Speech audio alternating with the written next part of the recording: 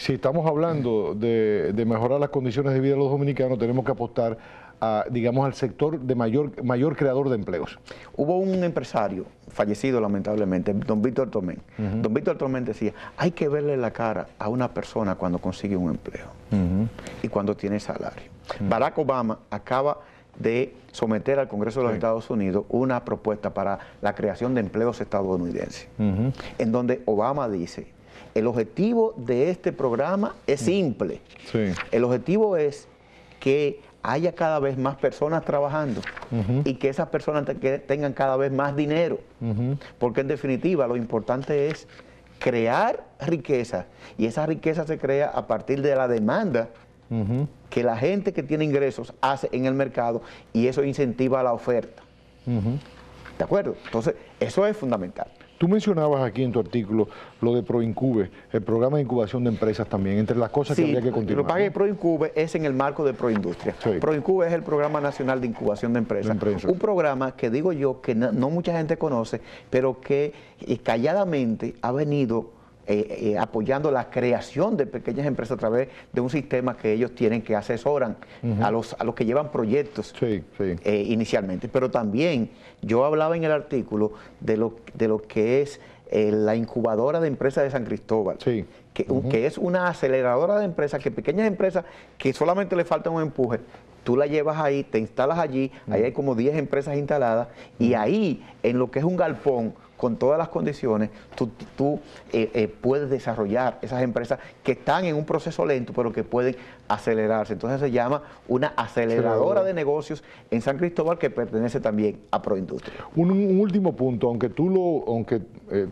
referencia al Promipyme la haces entre las cosas que hay que corregir, tú entiendes que se debe mantener el Promipyme, aun cuando tú entiendas que se debe corregir su política y su naturaleza administrativa. Yo trabajara en lo que es la transformación del Promipyme.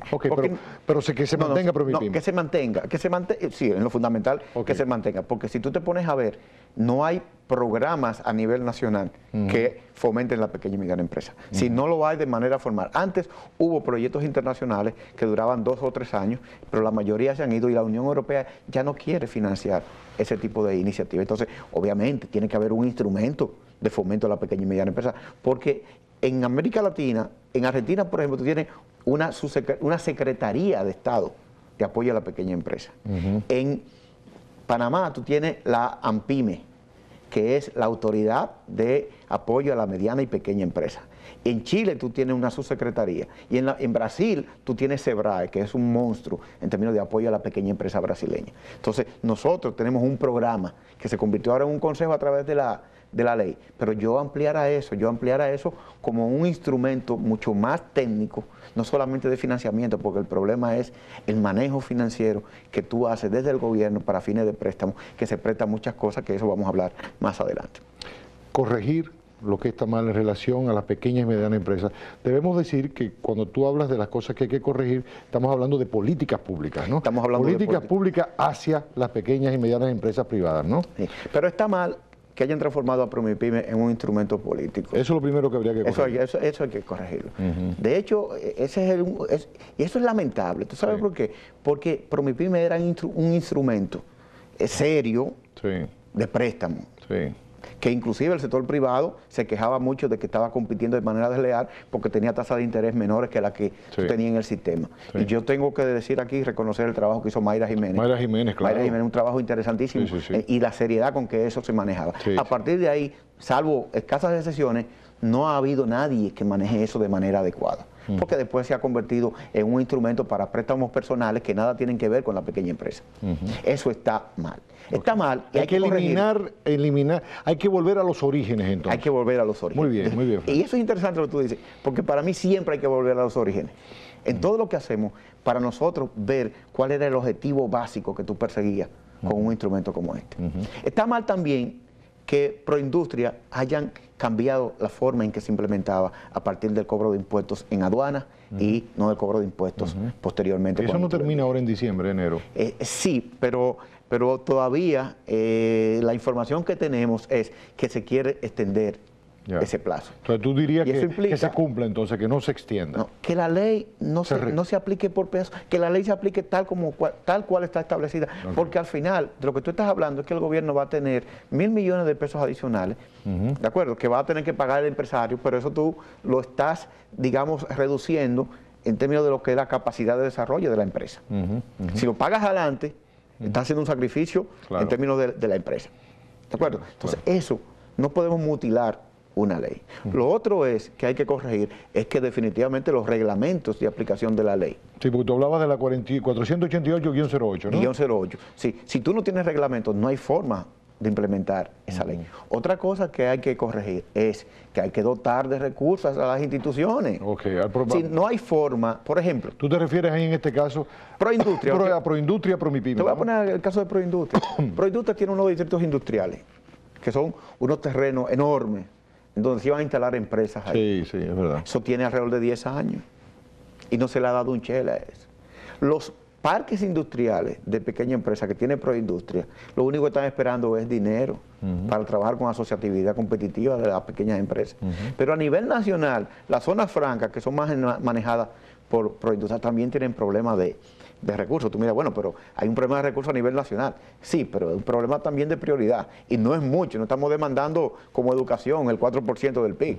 Estamos demandando probablemente 500, 600, 700 millones de pesos para resolver un problema de empleo. Claro. Entonces, para mí, eso hay que corregirlo. Tenemos que corregir esas cosas que son fundamentales para la generación de empleo, porque, Roberto, una de las cosas graves de este país es la generación de empleo. Nosotros tenemos un 14.3% de desempleo. Sí.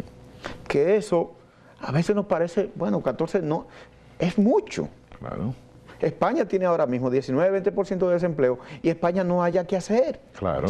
Tuvieron que adelantar las elecciones. Sí. Los Estados Unidos tienen 9.1 de desempleo. Pero agreguemos eso, que estamos hablando que el 30%, en realidad la cifra es 30% de empleo formal, 56% de empleo informal y 14% de desempleo. O sea que la situación es grave. Pero gravísima. O sea que solamente hay un 30% de empleos decentes, como se dice, ¿no? Empleos dignos con derechos, ¿no? O como yo digo, a lo menos no me importa que se creen empleos decentes o indecentes. Es que se creen empleos.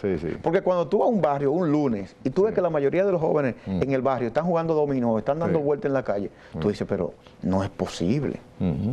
Sí, eso no es posible. Por ejemplo, una de las cosas que no puse ahí en el artículo es el papel del Infotep. Ah, sí. Sí, nosotros tenemos que fortalecer al Infotep. Y tenemos que hacer de esa institución lo que es una máquina de formación de técnicos medios y una máquina de formación de jóvenes, habilitados nada más. Y cuando te digo habilitados, que sepan reparar una estufa, que sepan reparar una nevera, que sepan instalar una cuestión eléctrica, así, que sepan, habilitación significa que alguien que esté en capacidad de resolver problemas menores, por ejemplo, de las casas, y cobran por eso, y se pueden generar su propio autoempleo. Así es. Franklin, quiero pedir tu permiso. Tenemos que hacer una pausa. Ustedes no se muevan. Fíjense qué interesante hablar con Franklin Vázquez. En un minuto estaremos de regreso y vamos a seguir hablando de la pequeña y mediana empresa.